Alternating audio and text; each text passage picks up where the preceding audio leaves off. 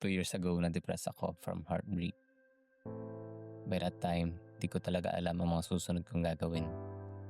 Sleepless nights, puyat habang nag-work, di makakain ng maayos. Ilang linggo din akong tulala. I was lost by that time. Sinusubok ng panahon ang mental health ko. Contacted some of my friends para makapag-share ng problema ko. Naghanap ako ng outlet para maklear yung mind ko. I tried freediving. Solo ako nag-join and nakamit ako ng bagong friends.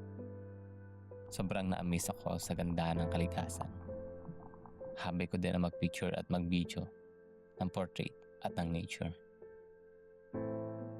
I decided to get my first investment para sa travel ko, yung DJI Action 4. Then, I tried riding in different places. Got my first drone then, yung DJI Neo. And eventually, nag-upgrade to Mini 5 Pro. I also tried hiking and mas lalo ko pa na-appreciate yung ganda ng mundo. Then one day, I asked myself, paano ko narating kung nasaan ako ngayon? I remember way back when I was depressed. I was questioning God kung bakit sa akin nangyari yun. Turns out, may better plans siya para sa akin. As I walked through my journey with Him, I met Ruth sa pre-diving.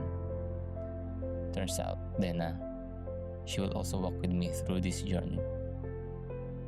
Fast forward ngayon, I have work-life balance, happy relationship, contented with what I have right now, and not stopping on pursuing greater things.